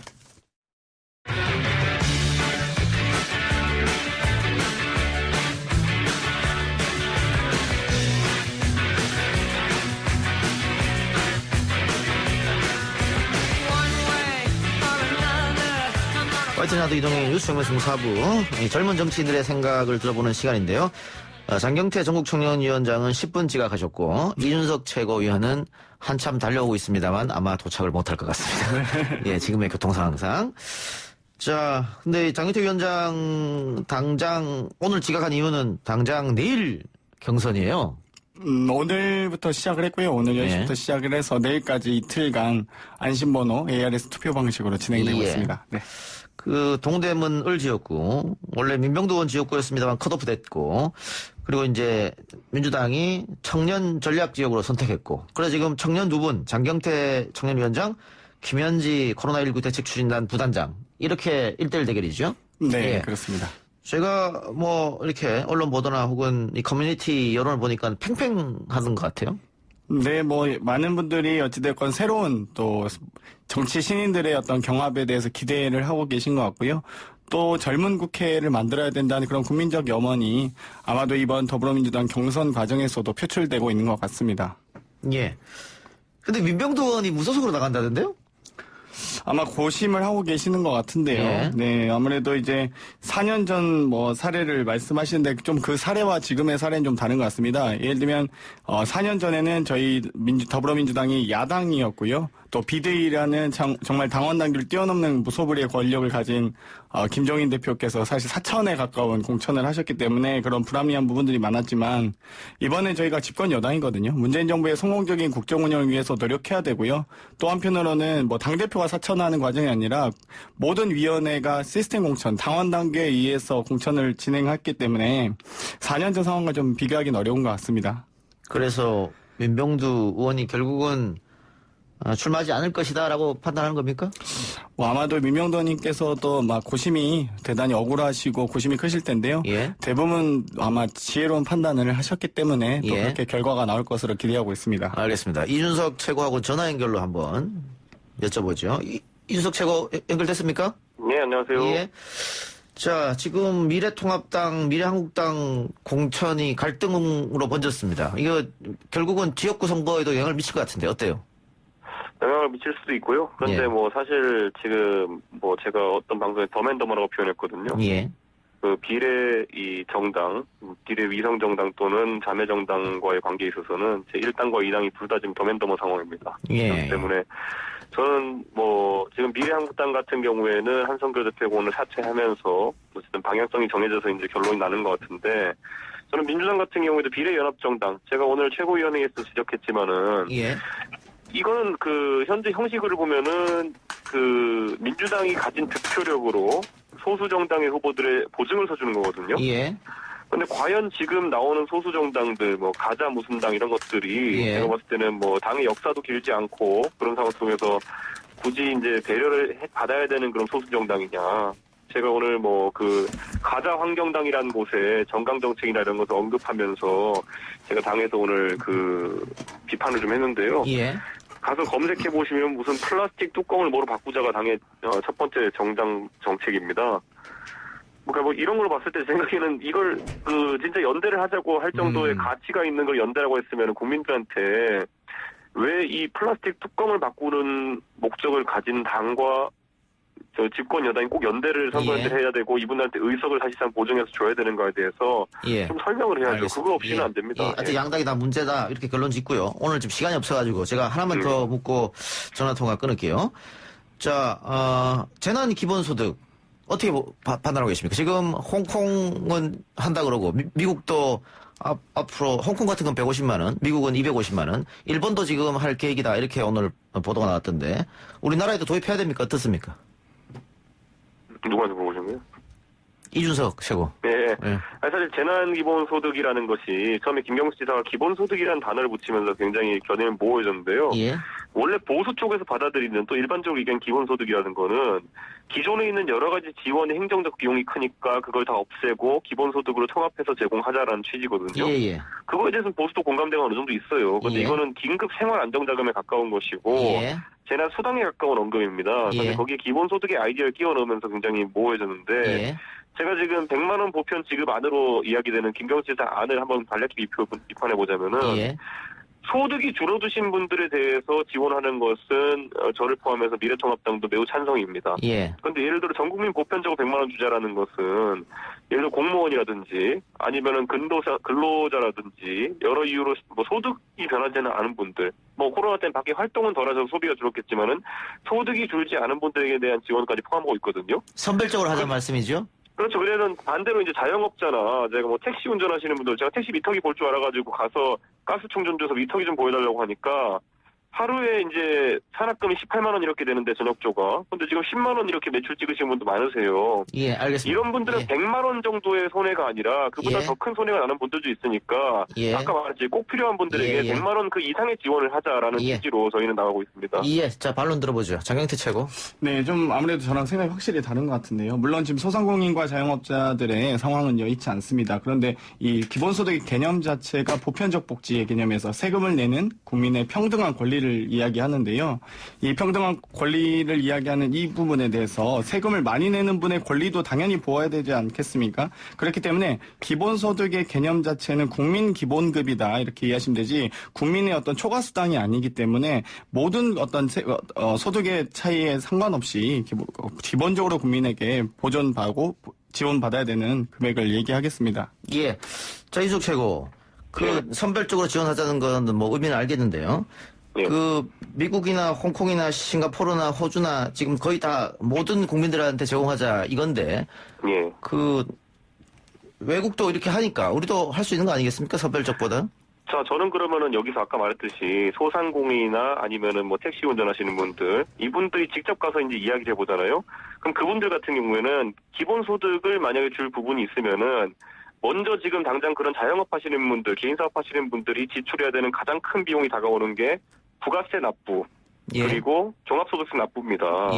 이런 것들부터 우선 뭐 6개월 유예를 한다든지 아니면 세율을 좀 감면한다든지 이런 정책이 선행되어가지고 본인들의 당면은 어려운 지출을 풀어준 다음에 그 다음에 소비를 진작시키기 위해 가지고 국민 보편적인 기본소득을 지급한다 또는 재난소득을 지급한다 이러면은 그분들은 납득하실 거예요. 그런데 예를 들어 미국만 해도 보세요. 트럼프 행정부에서 가장 먼저 언급했던 게 뭐냐면 감세입니다. 뭐냐면 소득세를 연말까지 면세하겠다 이렇게 얘기했거든요. 왜냐하면 아까 말했듯이 기본소득이라는 것 자체가 행정비용을 줄이기 위한 건데 행정비용이 가장 적은 건 감세입니다 원래. 그래서 감세를 통해서 우선 경제에 활력을 주고 지금 당장 부가세 같은 것을 전액 면제에 가깝게 간다고 하면은 소비가 진작되는 효과도 있습니다. 그렇기 때문에 저는 지금 이 상황에서 긴급 생활 안정자금과 소비 진작책은 분리해야 된다. 그런데 지금 그 여당은 그 두 가지 섞어가지고 100만 원 기본소득제라는 언급을 하고 있는데 저는 두 가지 물론 다 해야 된다고 생각하지만은 기본소득제가 두 가지 동시에 해법이 될 수는 없는 것이 아까 말했듯이 근로소득자는 돈이 줄어가지고 안 쓰는 것이 아니라 코로나 때문에 지출 환경이 안 좋은 것이고 자영업자나 개인사업자 같은 분들은 진짜 쓸 돈이 없는 겁니다, 지금. 그렇기 때문에 둘에 대한 접근이 굉장히 달라야 된다고 봅니다. 네, 이준석 최고는 감세를 언제나 경제가 좋을 때나 어려울 때는 항상 주장했던 것 같은데요. 어찌됐건 기본소득 부가세나 종합세를 낮추는 것을만을 의미하지 않습니다. 지금 현재 많은 소상공인과 자영업자분들이 임대료도 지금 뭐 부담이실 거고요. 인건비도 부담이실 겁니다. 직접적인 매출 감소로 인해서 소위 경영난에 해덕이고 있는 상황인데 이 부분에 대해서 정부가 국가가 나서서 모든 국민에 대한 어떤 보편적 권리에 대해서 지원하자는 것이 국민 기본소득이기 때문에 이 부분에 대해서는 좀 더 여야를 막론하고 보수와 진보를 좀 떠나서 함께 합심해서 국민들을 지원할 수 있는 방안을 찾았으면 좋겠습니다. 알겠습니다. 이준석 최고 지금 선거 운동은 어떻게 하고 있어요? 지금 뭐 어차피 대면 접촉 자체가 많이 어렵기 때문에 그래가지고 뭐 SNS 활동도 늘리고 있고 무엇보다도 이제 길거리 출퇴근 인사를 좀 늘리고 있는 그런 상황인데요. 사실 이게 사람을 만나보면은 지금 코로나 상황에 대해 가지고 어떤 우려들이 있는지가 다 나옵니다. 그리고 아까 말했듯이 큰 지출, 특히 5월에 종합소득세 신고라든지 아니면 지금 부가세 선고하는 거라든지 이런 것들은 자영업자, 개인 택시 하시는 분들 이런 분들이 계속 이야기하는 것이고 여당이 주요 지지층이 화이트 칼라층이라 가지고 지금 근로소득자나 아니면은 그 공무원 계층을 지금 굉장히 배려하는 발언들 많이 하고 있는데 거기 공감하면서도 반대로 자영업자나 아니면은 블루칼라 계층 하루하루 일당 받으시는 분들 이런 분들 같은 경우에는 그분들보다 더 큰 경제적 타격을 입고 있습니다. 여당의 제발 그분들에게도 많은 관심을 기울여 주시길 부탁드립니다. 알겠습니다. 저도 5월달이 오는 게 조금 더럽기는 합니다. 예, 장영대 최고 마지막 한마디 듣고 방송 마치겠습니다. 하세요. 네, 자영업자 소상공인에 대한 지원은 그 정부와 혹은 기업 그리고 모든 국민이 합심해서 또 정치권이 풀어야 될 과제입니다. 그렇기 때문에 근로소득자뿐만 아니라 모든 분들에 대해서 지원할 수 있는 기본소득에 대해서 우리가 전 국민이 이제 정치권이 이제는 논의해야 될 시기라고 생각을 합니다. 알겠습니다. 두 분 오늘 말씀 고맙습니다. 네, 감사합니다. 내일 다시 돌아옵니다.